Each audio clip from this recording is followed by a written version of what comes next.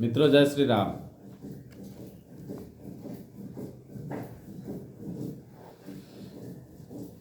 शुरू करते हैं आज का प्रसंग। आशा करते हैं आप सभी पे राम कृपा हो रही होगी। श्री गणेशाय नमः। श्री रामचंद्राय नमः। श्री हनुमतये नमः। अस कही पड़ी चरण धरी सीसा, बोले सहित स्नेह गिरीसा। बड़ु पावक प्रगटे शशि माही, नारद बचनु अन्यथा नाही।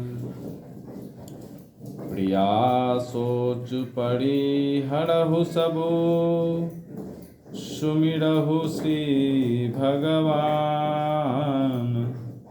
पार्वती निरमयउ जहि, सोई करिहि कल्याण। अब जो तुम्हि सुता परनेहु, तो यस जाई सिखावनु देहु। करे सुत पुजहि मिलहि महेशु, आन उपाय न मिटहि कलेशु। नारद बचन सगर्भ सहेतु, सुंदर सब गुण निधि वृषकेतु। अस विचारि तुम तजहु असंका, सबहि भांति संकरु अकलंका। सुनि पति बचन हरषि मन माही, गई तुरत उठी गिरिजा पाही। उमहि बिलोकी नयन भरे बाड़ी, सहित स्नेह गोद बैठाड़ी। बारहि बार लेती उड़ लाई, गद गद कंठन कछु कहि जाई। जगत मातु सर्वज्ञ भवानी, मातु सुखद बोली मृदुवाणी। सुनहि मातु मैं दीख यसा, सपन सुनावऊँ तोहि। सुंदर गौर सुविप्र बड़ा, अस उपदेश मोहि। करहि जाई तपु शैल कुमारी, नारद कहा सो सत्य विचारी। मातु पितहि पुनि यह मत भावा, तपु सुख प्रद दुख दोष न सावा। तप बल रचई प्रपंच विधाता, तप बल विष्णु सकल जग त्राता। तप बल शंभु करहि संहारा, तप बल से सुधारई मही भारा। तप आधार सब सृष्टि भवानी, खड़ी जाई तपु अस जिय जानी। सुनत बचन विषमित महतारी, सपन सुनायऊ गिरिह हंकारी।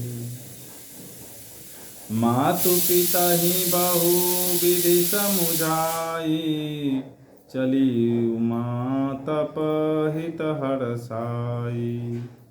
प्रिय परिवार पितायरु माता, भय विकल मुख यावन बाता। वेद शिरा मुनि आई तब, सबहि कहा समुझाई। पार्वती महिमा सुनत, रहे प्रबोधहि पाए।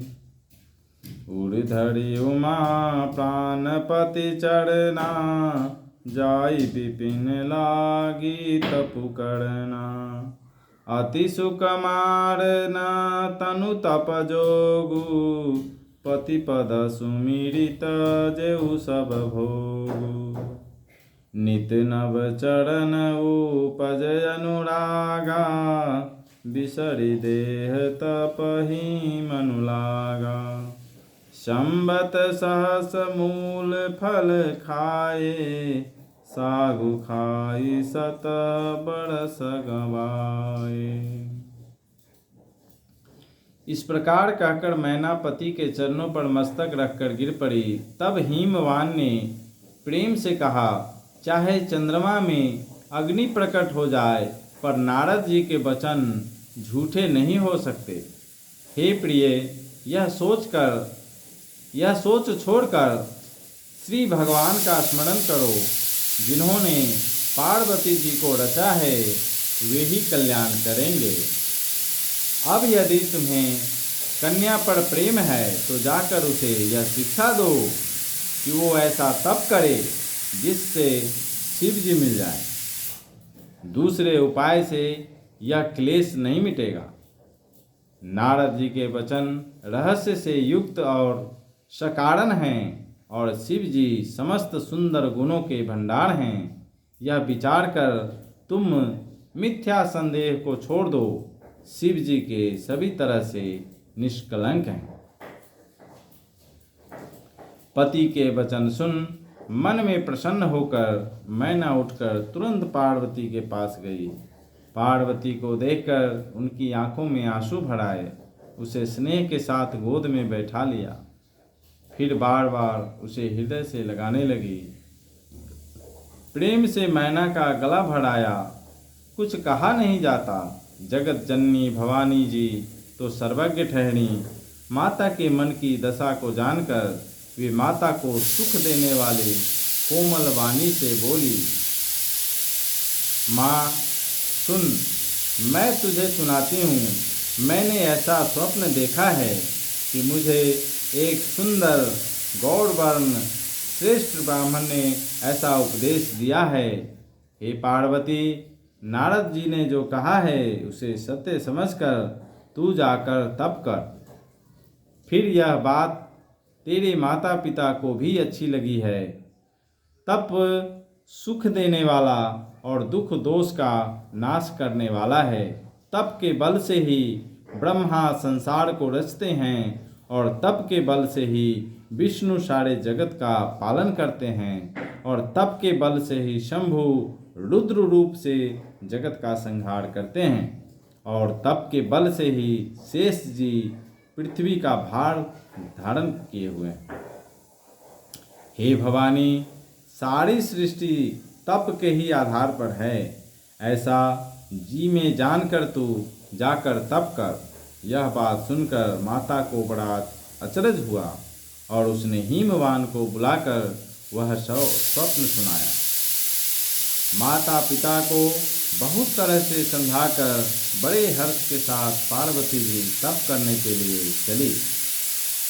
प्यारे कुटुंबी पिता और माता सब व्याकुल हो गए। किसी के मुंह से बात नहीं निकल रही थी। तब वेदशिरा मुनि ने आकर सबको समझाकर कहा। पार्वती जी की महिमा सुनकर सबको समाधान हो गया।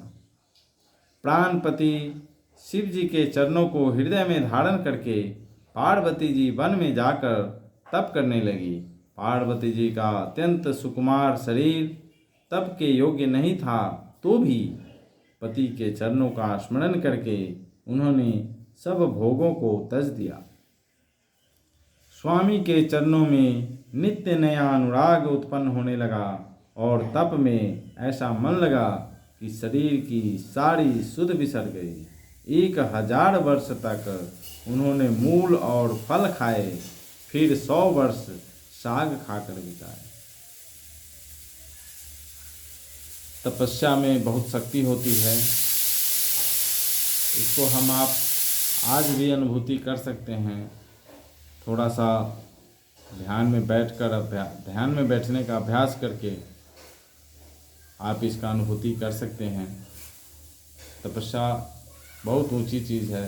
दुनिया का कोई भी चीज़ पाया जा सकता है, किया जा सकता है तपस्या के बदौलत। बड़ा से बड़ा काम किया जा सकता है तपस्या के बदौलत।